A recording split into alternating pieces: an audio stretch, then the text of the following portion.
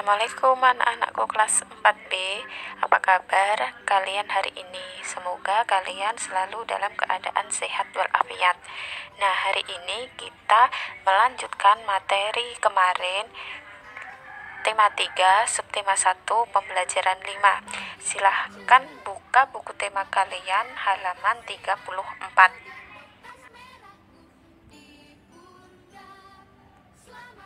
Sekarang amatilah gambar-gambar berikut dengan seksama. Tahukah kalian di mana tanaman-tanaman di bawah ini dapat tumbuh dengan subur? Yang pertama, tanaman jagung. Tanaman jagung dapat tumbuh di dataran rendah.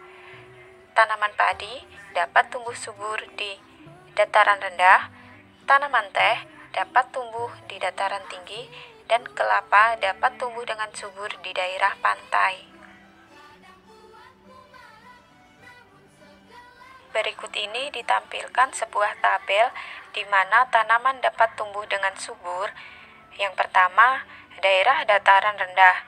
Di daerah dataran rendah sangat cocok untuk ditanami jenis tanaman padi, jagung, tebu, singkong, ubi-ubian, dan lain-lain.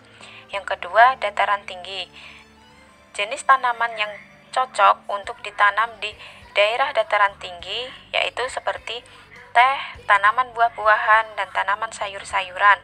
Yang ketiga, daerah pantai. Tanaman yang cocok untuk ditanam dan tumbuh subur di daerah pantai seperti kelapa dan pohon bakau atau mangrove.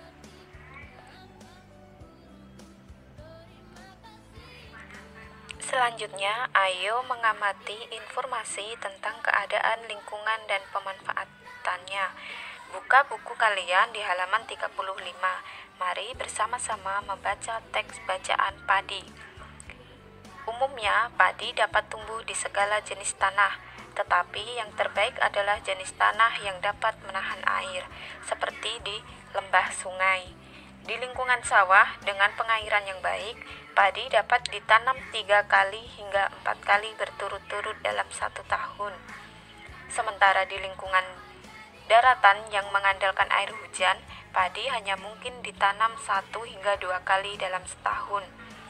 Padi tumbuh dengan baik di daerah bersuhu 21-38 derajat Celcius dan bercurah hujan tinggi. Keadaan itu berguna untuk menjaga kelembapan padi. Selain suhu udara, padi juga memerlukan lahan yang sesuai, misalnya sawah. Sawah merupakan petak-petak tanah pertanian yang dikelilingi oleh pematang sawah.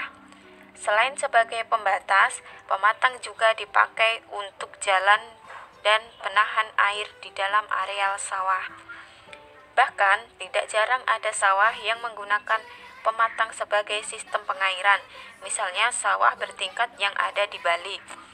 Sistem pengairan di Bali dinamakan subak.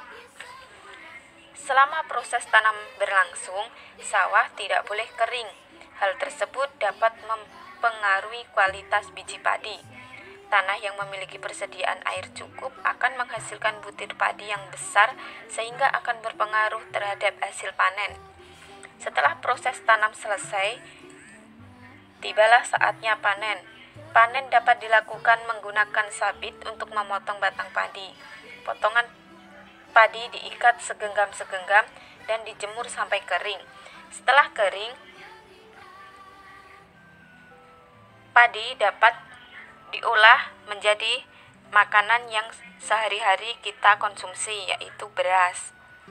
Nah, biji padi yang sudah terpisah dari kulitnya itu tadi disebut beras.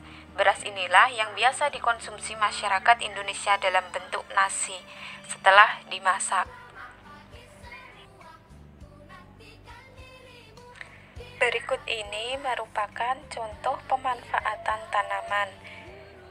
Yang pertama, tanaman teh. Tanaman teh dapat dimanfaatkan untuk minuman teh sehari-hari. Yang kedua, tanaman singkong. Tanaman singkong dapat kita manfaatkan. Yang pertama, dapat dibuat kue singkong, tape singkong, getuk, sop singkong, dan masih banyak lainnya. Yang ketiga, tanaman jagung. Tanaman jagung dapat dimanfaatkan atau diolah untuk mie jagung, jagung bakar, lepet jagung, bubur jagung, dan masih banyak lainnya. Tanaman-tanaman yang tumbuh subur di daerah-daerah dataran rendah, dataran tinggi, dan di pantai, semuanya dapat kita manfaatkan menjadi olahan-olahan makanan yang dapat kita manfaatkan untuk kehidupan sehari-hari. Keadaan lingkungan sangat mempengaruhi pertumbuhan jenis tumbuhan tertentu. Oleh karena itu, kita tidak dapat menanam tumbuhan pertanian atau perkebunan di sembarang tempat jika kita menginginkan hasil yang baik. Nah, kamu tadi telah mengetahui bahwa jagung padi akan tumbuh dengan subur jika ditanam di dataran rendah. Tumbuhan teh dan buah-buahan seperti apel dan sayur-sayuran akan tumbuh dengan baik jika ditanam di dataran tinggi. Sekarang, buka buku tulis kalian, kerjakan soal berikut di buku tulis kalian. Buka buku kalian halaman 36. Kerjakan soal nomor 1 sampai 5 dan di halaman 37 hanya 3 soal.